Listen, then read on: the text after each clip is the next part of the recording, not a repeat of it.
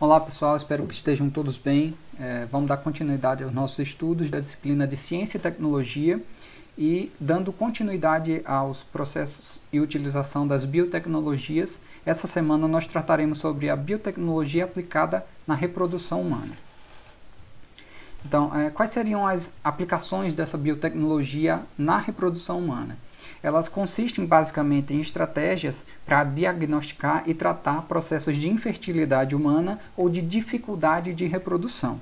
Então ela permite, por exemplo, que ocorra melhoramentos genéticos, embora existam várias discussões em relações éticas os limites dessas manipulações genéticas e até que ponto é possível selecionar ou não características de um determinado indivíduo, mas já é possível, por exemplo, selecionar embriões que não apresentam falhas genéticas que ocasionariam uma determinada doença a esse indivíduo no futuro. Então, na representação aqui da figura 1, nós temos o processo de fertilização ocorrendo de maneira natural, temos o ovócito ou oócito sendo fecundado pelos espermatozoides. Uma das técnicas muito utilizadas em biotecnologia para a reprodução humana é a inseminação artificial ou IA. Ela consiste basicamente na seleção de espermatozoides viáveis.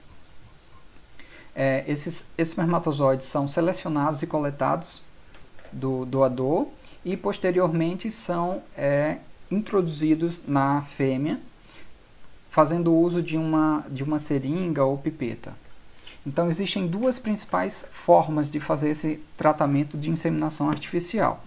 Então temos a inseminação intracervical, que consiste na introdução desses espermatozoides através da cérvix feminina, como na representação da figura aqui acima, e ele imita o processo de fertilização natural, como se fosse o coito entre o indivíduo masculino e a fêmea.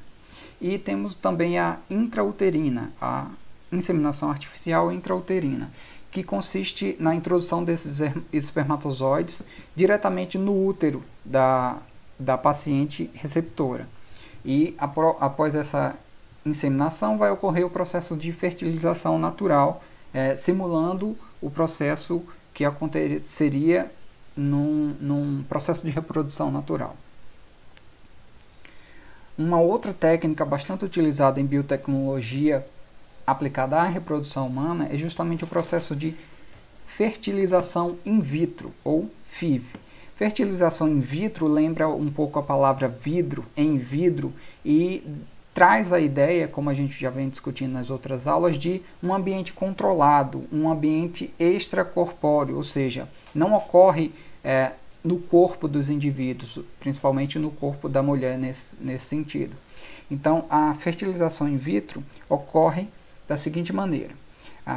Separei aqui 4 etapas para a gente entender cada um desses processos. Então, existe a coleta, a seleção dos ovócitos ou oócitos, que consiste na punção da retirada desses gametas femininos diretamente do útero feminino ou dos ovários femininos. E também a punção ou seleção dos espermatozoides. E ocorre então o processo da fertilização in vitro, ou seja, naquele ambiente controlado que a gente discutiu nas últimas aulas. Existe uma solução que vai manter e nutrir aquelas células e permitir que elas consigam ficar viáveis para que ocorra então o processo da fertilização.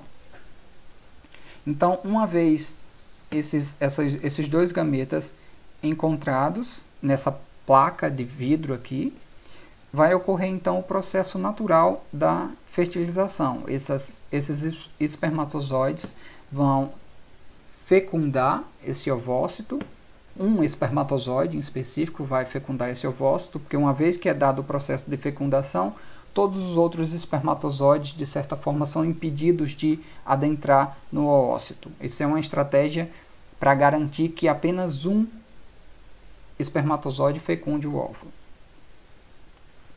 A terceira etapa consiste na transferência desses embriões, uma vez que já ocorreu o processo de fertilização e aquelas células não são agora células em separados, mas originam uma célula em comum, que é o embrião, que posteriormente vai se desenvolver e se transformar no feto e o futuro indivíduo.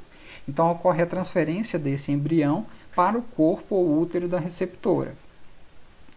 A partir de então é dado o processo de fixação desse embrião na parede uterina e dá-se então o desenvolvimento desse novo indivíduo. Uma outra técnica utilizada de biotecnologia consiste na microinjeção intracitoplasmática de espermatozoides.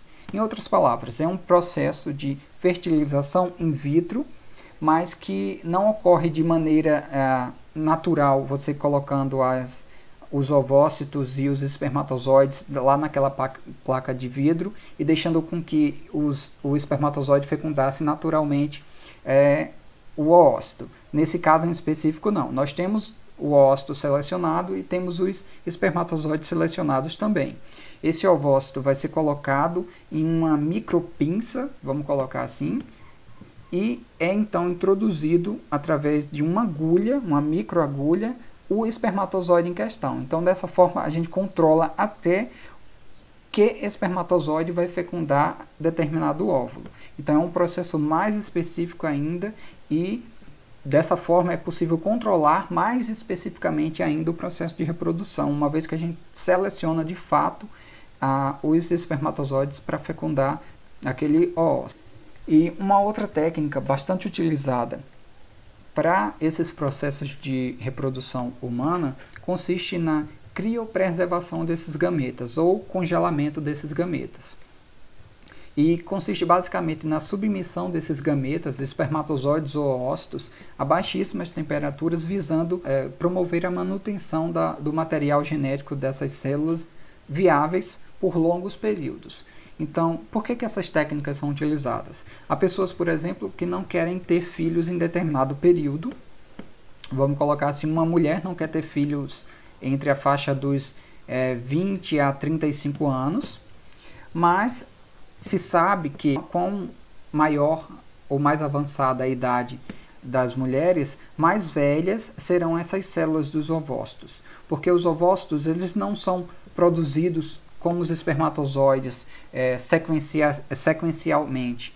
Eles são produzidos uma vez e eles vão envelhecendo à medida que aquela indivídua, aquela paciente também vai atingindo determinada idade. E quanto mais velho esses ovócitos vão ficando, maior a chance de falhas genéticas acometerem esses ovócitos. Então, por isso ocorrem os processos de congelamento. Então, uma vez congelado, eu posso revitalizar esses ovócitos e esses espermatozoides e promover o processo de fecundação que a gente observou anteriormente, os processos de fertilização in vitro e posteriormente fazer a implantação desses embriões, uma vez que já ocorreu o processo da fertilização, na receptora.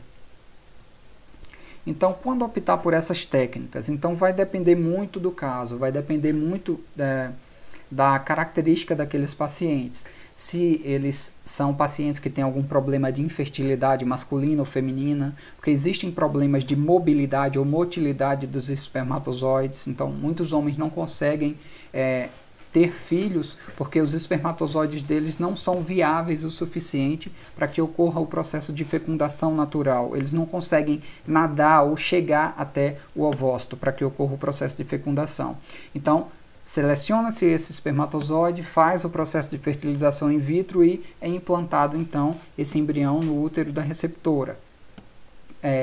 Outro problema que ocorre naturalmente e a depender da paciente são bloqueios ou colabamentos das tubas uterinas. Então a gente tem o sistema reprodutor feminino, tem-se os ovários, tem-se a tuba uterina e tem-se o útero no centro. Então, para que ocorra o processo de gestação, tecnicamente dito, ocorre basicamente na região do útero. Mas para que esses ovócitos cheguem na região do útero, eles precisam sair dos ovários, passar pela tuba uterina e é na tuba uterina normalmente que ocorre o processo de fecundação. Mas às vezes essa tuba uterina ela se fecha, colaba, impede a passagem desses óvulos para o local apropriado onde ocorreria a fecundação. Então, dessa forma, se eu fizer a punção desses ovócitos e fecundá-los eles in vitro, eu vou permitir que essa paciente, por exemplo, consiga ter o seu próprio filho. Então, outros problemas podem ser uma baixa ou má qualidade dos espermatozoides, como eu falei da questão da mobilidade ou da capacidade desses espermatozoides nadarem ou chegarem até o ovócito. A questões de idade avançada, como eu falei para vocês, quanto mais avançada a idade das mulheres, maior propensão a falhas genéticas essas células, esses ovócitos vão apresentar. Alguns tratamentos químicos que promovem processos de infertilidade. Então, existem várias técnicas, como a gente comentou aqui, algumas delas, principalmente focadas à fertilização in vitro, o processo de criopreservação dos gametas. Então, todas elas foram desenvolvidas e pensadas tendo em vista possibilitar esses processos de reprodução. Existem muitas famílias que querem ter seus filhos de maneira concepcional, ou seja, que sejam seus descendentes genéticos, mas existem outras famílias, por exemplo, que optam por adoção. Então, a grande questão aqui é fazer com que as famílias tenham possibilidades para ter seus filhos. E as biotecnologias, nesse sentido, atreladas à reprodução humana, permitem ou propiciam essa realidade. Dessa forma, pessoal, eu espero que vocês tenham entendido um pouco sobre os processos de reprodução e de biotecnologias aplicadas a essa reprodução humana. A gente já vem discutindo ao longo das últimas semanas sobre o uso dessas biotecnologias, tanto para a reprodução de plantas, quanto para a reprodução de animais, e agora mais especificamente para a reprodução de humanos. Dessa forma, eu espero que vocês leiam o material, que vocês assistam essa aula e estudem e façam a atividade devolutiva e entreguem no prazo. Estou à disposição de vocês para qualquer esclarecimento sobre os assuntos e até a próxima aula.